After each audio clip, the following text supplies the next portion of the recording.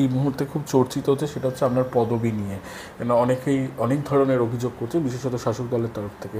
সেই বিষয়টাকে আপনি যদি একটু স্পষ্ট করেন যে কেন এই পদবি যোগ করা, আর যদি বিরোধীদের শাসক দল যারা প্রশ্ন তুলছে তাদেরকে কী বার্তা দেবেন? দেখুন, বিগত কয়েকদিন আমি বেশ কয়েকবার এই বিষয়ে বলেছি। এটা খুব আপনি যদি একটা দৃষ্টিকোণ থেকে দেখার চেষ্টা করেন, যেটা ঠিক যে প্রায় এক শতাব্দী ধরে বা তারও বেশি সময় ধরে উত্তরপুরুষ সবসময় পিতৃ পরিচয় নিয়েই বড় হয়েছে, ছেলেমেয়েরা বাবারই পদবি নেয়।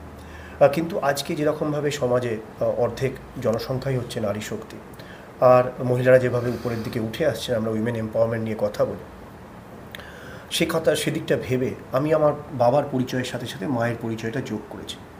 আমি দেখুন, নাম পরিবর্তন করিনি, পদবি পরিবর্তন করিনি, আমি নিজের ধর্ম, বর্ণ বা জাতি পরিবর্তন করিনি।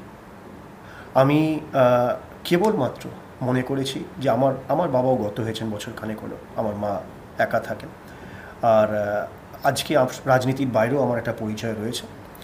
আমি আজকে যে জায়গায় পৌঁছেছি তার সিংহভাগ কৃতিত্ব আমি আমার মাকে দিই।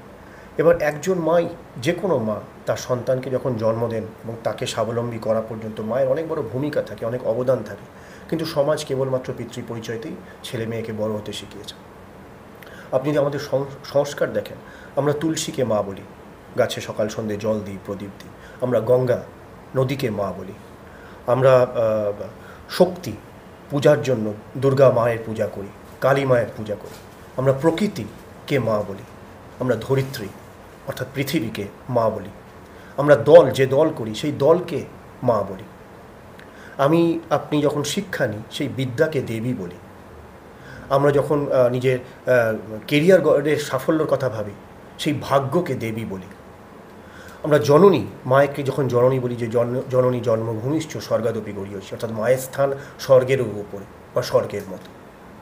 তো যেখানে সারা জায়গায় মাতৃকে এত বেশি গুরুত্ব দেওয়া হয়েছে, মাকে এত বেশি গুরুত্ব দেওয়া হয়েছে, তো যদি পরিচয় ছেলে পিতৃ পরিচয়ের সাথে মাতৃ পরিচয়কে যোগ করে, সেখানে অপরাধের কী আছে, সেখানে আলোচনার কী আছে? আমার মনে এই কারণে এটা আলোচনা আজকে হচ্ছে, কারণ আমি রাজনীতিতে এসেছি, কারণ আমি ভোটে দাঁড়িয়েছি। দেখুন, আপনি যখন রাজনীতিতে দাঁড়ান, আমার মনে হয় বিশেষ করে পশ্চিমবাংলার একটা অভ্যাস হয়ে গেছে যে রাজনীতিতে এলেই সব সময় আপনার প্রতিদ্বন্দ্বীকে হেয় করতে হবে, ছোট করতে হবে, যারে দেখতে নারী তার চলন বাঁকা, এই করতে হবে। তো আমার মনে হয় যে এই অভ্যাস থেকে আমাদের বেরিয়ে আসতে হবে। আমি ভীষণ গর্বিত যে আমি আমার বাবার পরিচয়ের সাথে সাথে আমি মায়ের পরিচয়কে নিয়ে চলেছি, এবং আমাকে দেখে যদি 2-4 জন 5 জন একই কাজ করে, মাকে সমান সম্মান দেয়, মনে করে যে বাবা এবং মায়ের অবদান সমান একটা ছেলে বা মেয়েকে মানুষ করার জন্য, দোষের আমি কিছু দেখছি না। এর সাথে নির্বাচনকে বা নির্বাচনের প্রচারে এই বিষয়টাকে আনাটা নিন্দনীয়, কিন্তু আমি সেখানেও কোনো মন্তব্য এই কারণে করতে চাই না, কারণ মানুষ নিজেকে সামনের লোকটাকে নিজের প্রতিবিম্ব হিসাবেই দেখে। আপনি নিজের যা চিন্তাধারা, নিজের যা কল্পনা, নিজের যা সীমিত বুদ্ধি, নিজের যা বোধোদয়, সেটা দিয়েই আপনি সামনের মানুষটাকে বিচার করবেন। তো সেক্ষেত্রে বলার কিছু নেই, যে নিন্দা করলেও নিন্দাও স্বাগত, সমালোচনাও স্বাগত, আর যদি মনে হয় যে সিদ্ধান্তে আপনি সমর্থন করছেন, তাতেও স্বাগত। দুটোই আমার কাছে সমান। নিন্দা এবং প্রশংসা দুটোতেই আমি নিরাসক্ত।